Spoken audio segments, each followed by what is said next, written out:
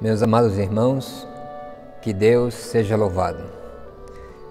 A nossa fraterna saudação a todos nossos irmãos, em primeiro lugar, irmãos de comunidade, que nos escutam pelo nosso sistema de rádio retransmissão interna da nossa cidade eclética, aos nossos irmãos em ideal, espalhados pelo Brasil, o Paraguai e a Argentina, e a todos nossos irmãos em humanidade, de todas as cores religiosas, as quais respeitamos em sua essência, como caminhos que conduzem ao mesmo Deus, ao mesmo Cristo. Meus irmãos, continuando com a nossa tarefa de promover os estudos doutrinários, continuamos o estudo do livro Caminho, Verdade e Vida, de autoria espiritual de Emmanuel, através da mediunidade do querido Chico Xavier. E o tema de hoje é o capítulo 132, cujo título é Sempre Adiante.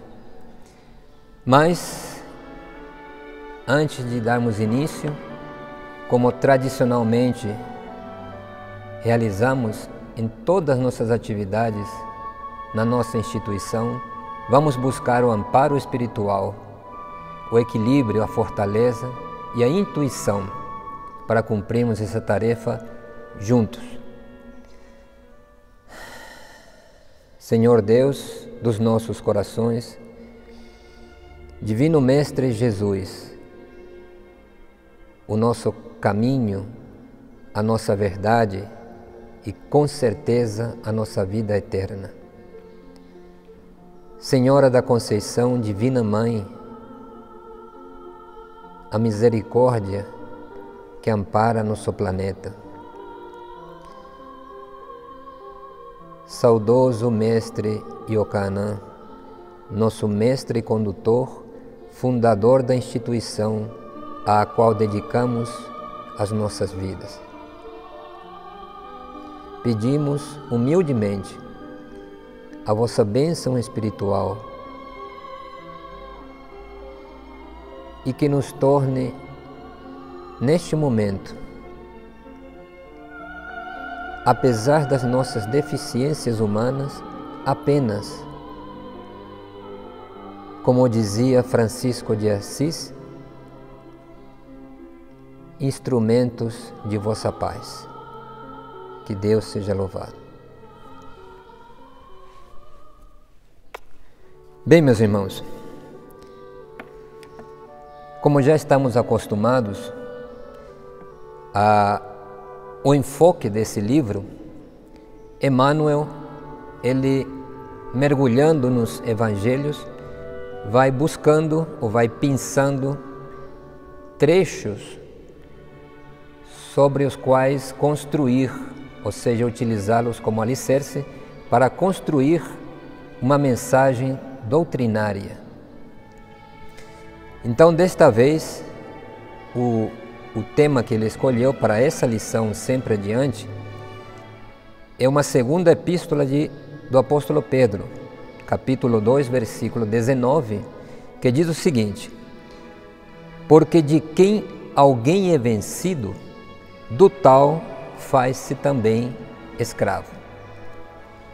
E antes de entrarmos na lição de Emmanuel, vamos ver um pouquinho o contexto histórico desse trecho da carta de Pedro.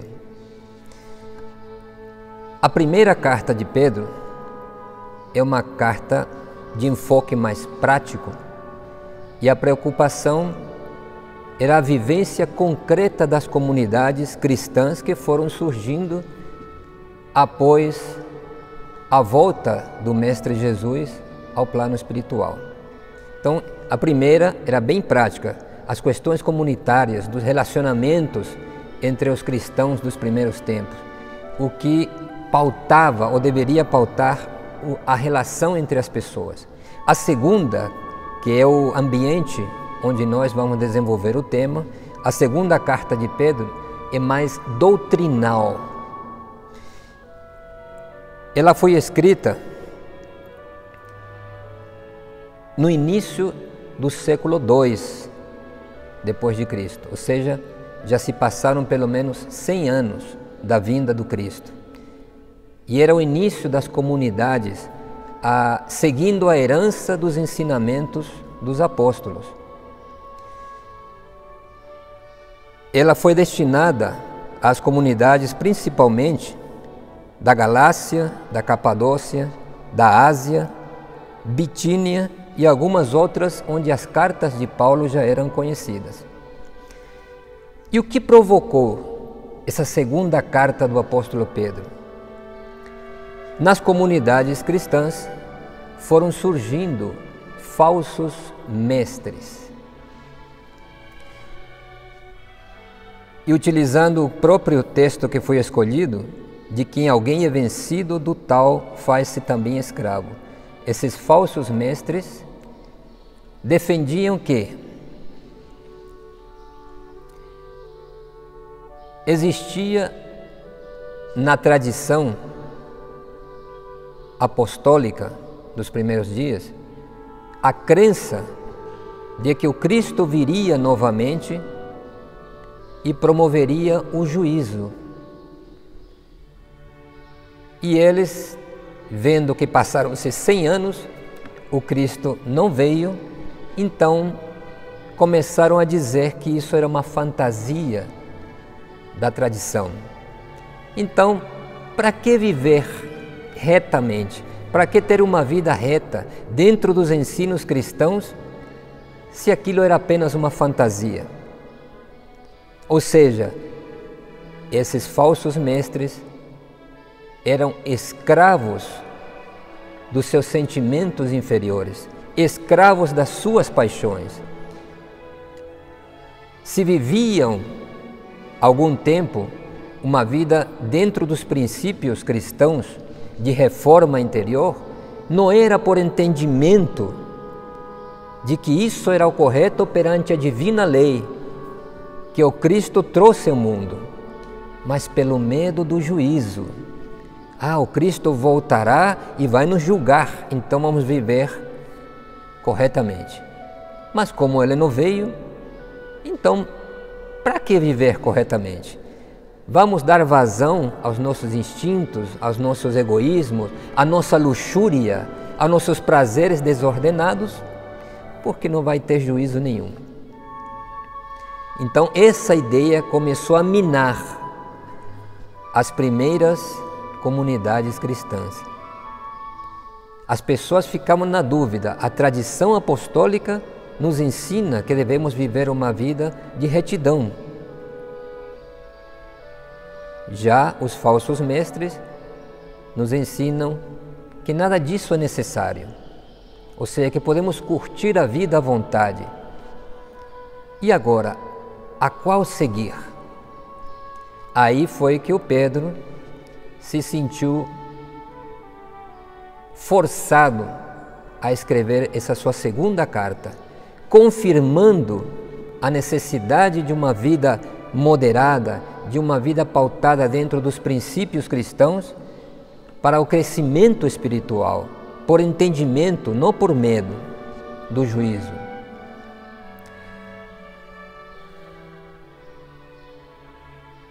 Então, para acalmar os ânimos e dar um novo direcionamento a essas comunidades, ele enumerou inclusive fatos acontecidos no passado histórico do cristianismo, da lei antiga, em que Deus promoveu seu julgamento.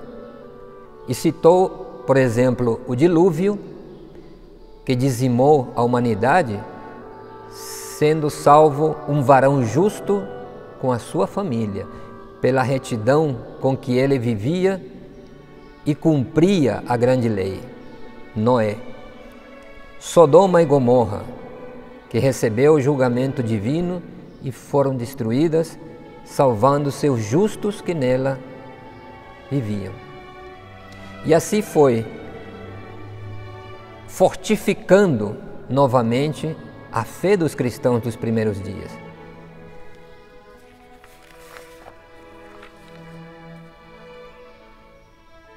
Os ensinamentos dos falsos mestres destruíam aquilo que o Cristo tinha deixado como bússola para a humanidade.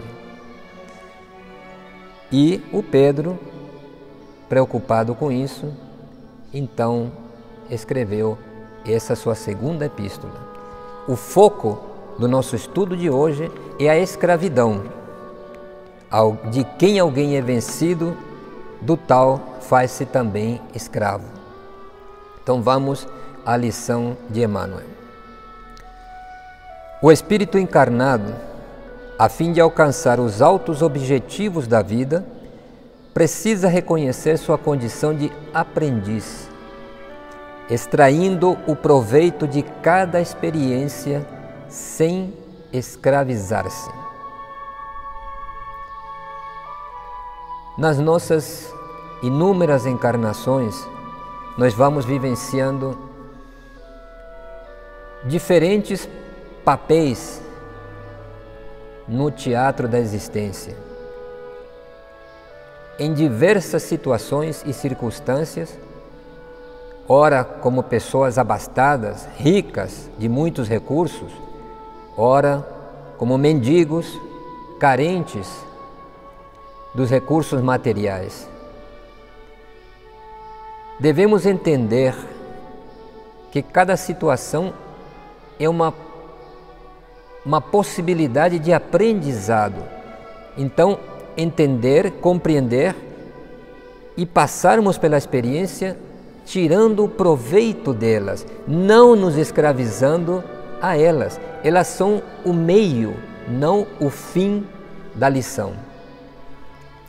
O dinheiro ou a necessidade material, continua Emmanuel, a doença e a saúde do corpo são condições educativas de imenso valor para os que saibam aproveitar o ensejo de elevação em sua essência legítima. Infelizmente, porém, de maneira geral, a criatura apenas reconhece semelhantes verdades quando se à beira da transformação pela morte do corpo terrestre. A nossa velha mania de deixarmos tudo para depois. Um dia eu tenho uma vida longa, um dia eu vou decidir cuidar da minha reforma interior, dos valores eternos do Espírito. E meus irmãos, quem de nós sabe até onde vai a sua vida? Então deixar para depois o trabalho, porque é trabalhoso regenerar-se, é trabalhoso reformar-se. Por isso, na maioria das vezes, deixamos para depois. Queremos viver primeiro a facilidade dos prazeres do mundo. E chega o dia da nossa partida deste planeta, de retorno à nossa origem, sem nada termos realizado em benefício do nosso crescimento espiritual. E o que é pior, em benefício de nenhum dos nossos semelhantes, porque o objetivo da vida, além do nosso crescimento, da nossa melhoria como seres humanos, é influenciar positivamente na vida dos nossos semelhantes. É isso que é cumprir a lei divina. Continuemos o texto de Emmanuel. Raras pessoas transitam de uma situação para outra com a dignidade devida. Comumente, se um rico é transferido a lugar de escassez, dá-se a tão extremas lamentações que acaba vencido como servo miserável da mendicância. Aqui já entra a condição de escravidão. Se o pobre é conduzido à elevada posição financeira, não raro se torna ordenador insensato, escravizando-se à extravagância e à tirania. Aqui nos faz lembrar dos ensinamentos cristãos da parábola do moço rico. Aquele que ele queria saber, perguntou ao Cristo o que era necessário para ele seguir o Cristo. E ele disse, é simples, vá, vende tudo o que possuis, doa o produto da venda aos pobres e volta e segue-me. Por que ele indicou isso? Porque essa pessoa era escrava dos seus bens. Não era senhor dos seus bens, não utilizava eles como meio, mas era possuído pelas suas riquezas. Então, como seguir o caminho do Cristo, que é de liberdade, de leveza, se temos fardos pesados que nos amarram na terra? Se somos escravos e não senhores das nossas vidas? Diz Huberto Roden, em seu livro O Sermão da Montanha, um trecho interessante, que ser rico não é pecado e ser pobre não é virtude. Virtude ou pecado, a diferença é saber se comportar em cada situação. Diz que entre a palavra possuído pelos bens e possuidor de bens, existe apenas uma letra de diferença, que é a letra R de redenção. É a isso que nós devemos encaminhar os nossos caminhos na vida. Se possuímos bens, que de fato nós os possuamos como meio de desenvolver a nossa vida dentro do ambiente em que a divina lei nos colocou nesta encarnação. Mas não sermos por eles possuídos.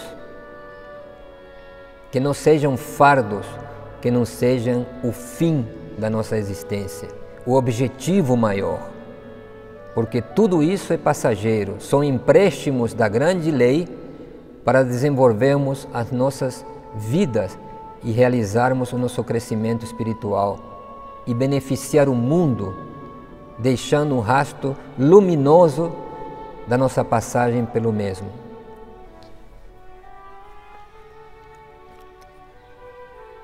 E um trecho interessante que eu tirei de uma filosofia egípcia muito antiga, que diz que se encaixa nesse trecho. Quem se coloca a serviço da grande lei se entrega, é guiado pela própria vida e ela o conduz às experiências que precisa para aparar suas arestas. Dentro disso aí que nós acabamos de falar e que muito bem a parábola do moço rico ilustra. Continuando, Emmanuel, é imprescindível muito cuidado para que as posições transitórias não paralisem os voos da nossa alma, que é eterna. Guarda a retidão de consciência e atira-te ao trabalho edificante, então, a teus olhos, toda situação representará oportunidade de atingir o mais alto e o mais além, ou seja, seguir sempre adiante. Ilustrando um pouco mais o assunto, agora me chamou a atenção aqui essa parte. É imprescindível muito cuidado para que as posições transitórias não paralisem os voos da alma. E justamente nós devemos buscar que as nossas almas se tornem cada vez mais leves. E a posse de bens materiais, quando elas representam para nós o final, o fim, o objetivo final das nossas vidas, tornam-se um fardo. A nossa alma não se eleva a Deus. E ali também na sabedoria do Egito antigo,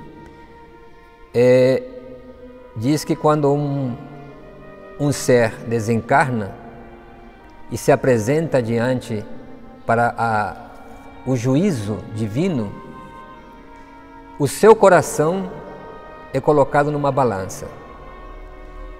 De um lado, num prato da balança, o seu coração, num outro prato, uma pena. Se o seu coração for leve a ponto de equilibrar o peso da pena, ele é aceito no reino e na glória de Deus.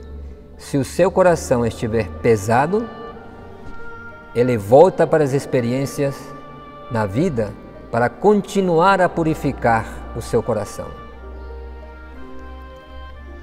Bem, meus irmãos,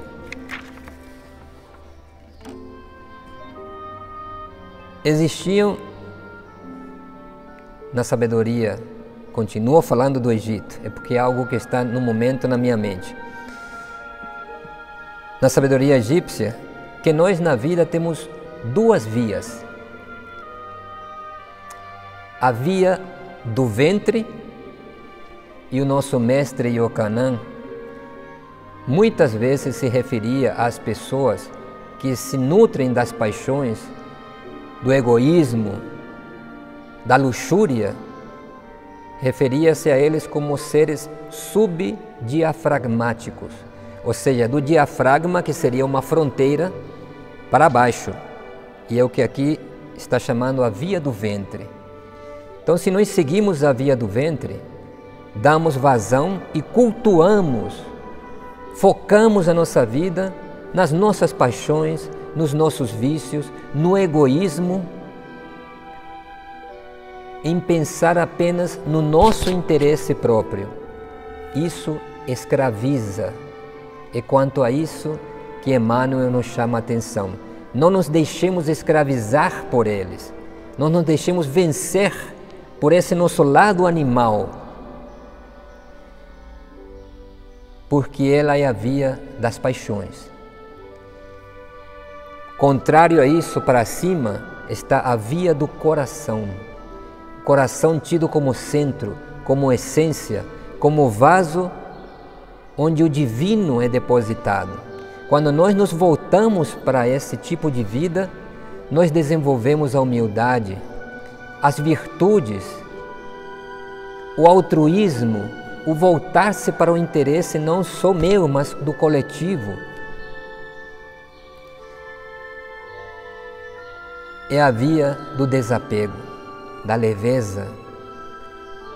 Então, foquemos as nossas vidas nessa via do coração.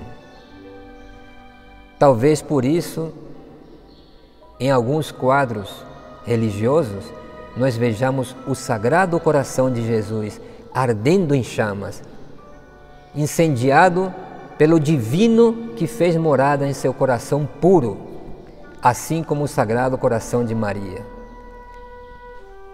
Aqui onde nós estamos, na nossa pequenez de seres a caminho da luz, lutando intensamente no nosso dia a dia contra as exigências dessa nossa via do ventre, façamos nosso esforço, meus irmãos, para subir para a nossa via do coração. Imitemos a Jesus, o Cristo, a sua Divina Mãe, aos exemplos dos santos. Agarremo-nos a isso para não nos escravizarmos, como bem nos adverte aqui Emmanuel. E ainda, ilustrando, no Bhagavad Gita, nós temos algo também falando a respeito disso. Escolhi alguns trechos. Toda ação que não for praticada como um ato de culto divino redunda em escravidão. Sê livre do apego e pratica os teus atos como um culto divino, não por medo, mas como uma forma de cultuar o sagrado em nós. Sejam as tuas atividades atos de adoração. Outra, quem a tudo renuncia, jubiloso, alcança já agora a mais alta paz de espírito. Mas quem espera a vantagem de suas obras é escravizado por seus desejos. Vocês veem que em outra linguagem, em outro tempo e em outra corrente filosófica ou religiosa, o ensinamento da lei divina é o mesmo, é único. Quando alguém permanece calmo e sereno no meio de sofrimentos, quando não espera receber do mundo permanente felicidade e quando é livre do apego, do medo e do ódio, então é ele um homem de perfeita sabedoria. Livre de todos os desejos, é o homem senhor e não servo dos prazeres. Livre de propriedade, une-se ele com o todo e encontra a paz verdadeira. Assim, meus irmãos, terminamos essa nossa tarefa de hoje, pedindo que Deus Adonai, Deus com qualquer nome que seja reconhecido no mundo, estenda o seu braço sobre toda a humanidade, encarnados e desencarnados, para que a grande lei que dirige o universo e que dirige todas as nossas vidas se cumpra em cada um de nós e nós saibamos aproveitar as oportunidades que nos são concedidas pela vida para nos melhorarmos a cada dia, para subirmos espiritualmente, para que o nosso coração se inflame de amor por toda a humanidade, pois assim o Cristo, o caminho, a verdade e a vida, nos ensinou. Que Deus seja louvado.